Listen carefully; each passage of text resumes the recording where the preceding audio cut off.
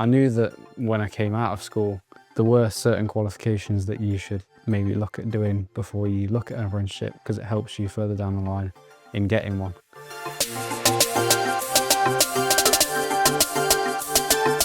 Welcome to Apprenticeships Unfiltered. Today I'm joined by a great panel to talk about all things apprenticeships, and we're going to hear from an apprentice, an employer and a career leader today. And what I'd like to do now is introduce the panel, starting with you, Fraser. Hi, I'm Fraser. I'm a heating apprentice at sureserve. Hello, I'm Kirsty Payne. I'm the Bids and Marketing Director at sureserve.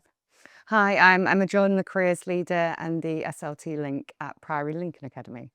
Tell me about the interview process and what you would consider as a red flag. Our interview process is kind of face-to-face, so we'll meet people in person. They'll meet with some of our technical staffs who have been through the pathway themselves. And I guess red flags, they're going to tell me, the thing I most often hear is anything that's the opposite of willingness to learn and kind of soft skills, because we can teach the technical skills, but we need people to show up and really be engaged in learning new things. And what about green flags then? What makes a standout candidate for you?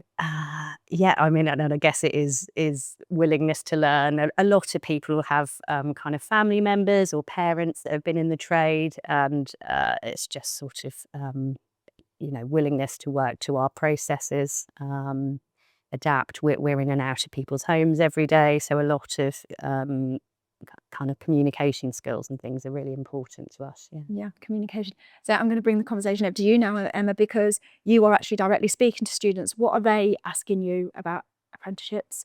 And from what Kirsty has said, what can you pull out of that? I think we've noticed a real growth in apprenticeships over the past few years. They want to know how much you earn, is always the first sort of question. I think there's some real misconceptions about how to get an apprenticeship, and they quite quickly want one. So we're really keen on our education from a careers point of view within the school. It is earlier on in the key stages. So what is an apprenticeship, how to write a CV, but also, like you said, communication skills and getting the work ready. So it's not just about the qualifications, they have the organisational skills and they have the understanding of being an apprentice at potentially 16, that you are with adults and the requirement that takes. Yeah, that's so. From what Emma has just said, Fraser, what do you wish that you had known when you was at school?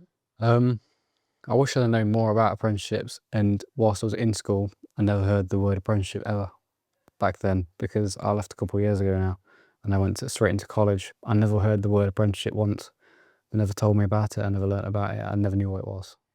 So you've got yours from the family member, but is it just apprenticeships, the word apprenticeships, or is it all these soft skills that we're talking about? Do you wish that you'd had some kind of training on those, or knowing that you needed to, you are dealing with the general public?